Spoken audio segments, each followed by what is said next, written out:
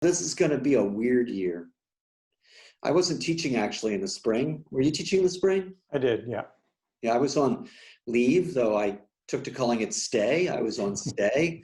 I was in this chair a lot, both because I was quarantined, and then once the policing stuff broke out in policing, I was just 14 hours a day focusing on that.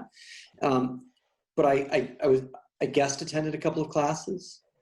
I know a lot of schools have had the summer to sort of figure out their plans, though they're still emerging in many places.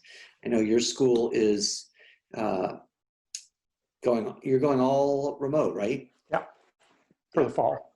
For the fall. Yeah. Well, the president said it's going to all be over by January, so that should be no problem. Yeah, of course, I thought it was going to be over by April, so I'm disappointed. And then we're hybrid, which means that particularly for the 1Ls, they're going to have some of their classes live and others online. I'm just curious about your take on what law school is going to be like this fall and how it's going to be different than it was in ordinary years, and what you'd recommend to people in terms of making the best of this, pretty rotten situation. Yeah, it's not great. I mean, the world situation is awful, and at some level, we'll all get through this. And online learning has its pluses and minuses. But if you're in law school and you're healthy, be happy, because things are going pretty well for you. So, online, I did teach for about 6 weeks online when the pandemic hit in the spring. The good news, I think, from my perspective and others of my colleagues who taught, is you can do a lot of good teaching online, and we're getting more used to it and more experienced with it, and we're sharing documents, and we're doing polls, and we're doing chat rooms and discussion groups and breakout groups and stuff like that. So I think you'll find, by and large, whether you're online or hybrid, online only or hybrid, the classes will be pretty stimulating. In some ways, the challenges for this are going to be similar, if maybe a little more difficult, than the challenges you would face in sitting in a law school classroom in regular circumstances, which is distractions.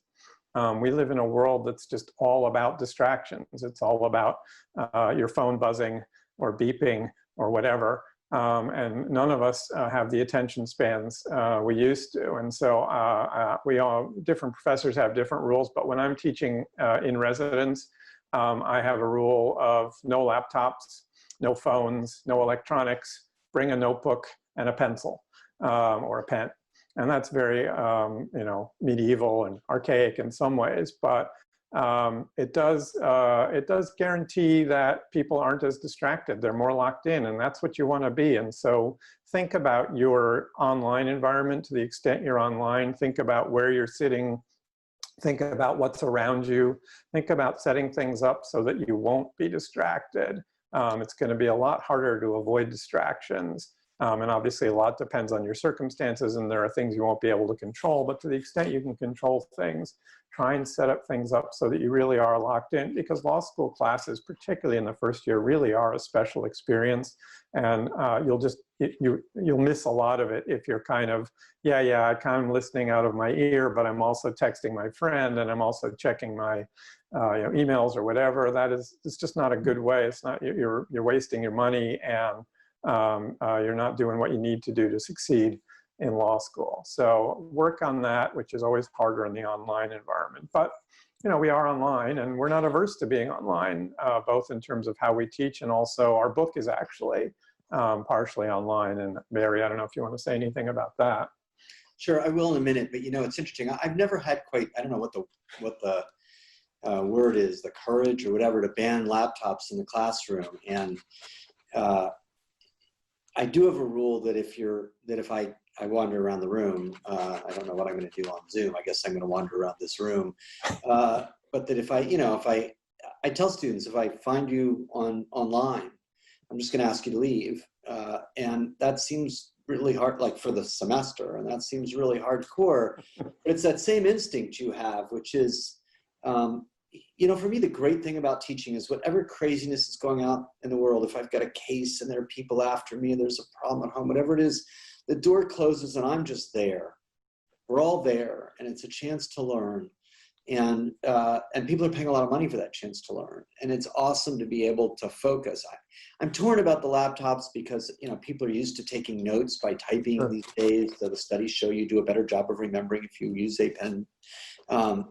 People have all their briefs, which I'd like to talk about a little bit with them. On the other hand, you know, there's this constant click-clack. And I've learned that I can play little tricks in the classroom where if I say something like, so the 3 important things to remember about this, and all of a sudden everybody just starts typing. It's like, and the first thing is, sometimes I'll make things up just to see how far I can get people. Can I jump in? Can I jump in right there for a moment? Which is, that's actually something we talk about in the book and is an important point. One of the reasons I actually like the pen and paper is people can't write as much, and I think that's a good thing. Laptops invite you as a law student to be a stenographer, where you're just copying down everything you're hearing. That's not a good use of your time. You want to be listening, of course, but what you're listening for are takeaways, moments, bigger points. I always have students come up to me after class and say, you said there were 5 factors, blah, blah, blah. What were those? And I say, I don't remember. I don't even know what the 5 factors were. It's not important to have a list of the 5 factors. It's important to think about these larger questions that are bubbling up in the course of the conversation. Thanks for tuning into the show. Please subscribe if you haven't done so already to be notified of new episodes as I release them. And feel free to reach out if you need anything at all as you move forward with your prep. I'm happy to help however I can. In the meantime, I wish you all the best and take care.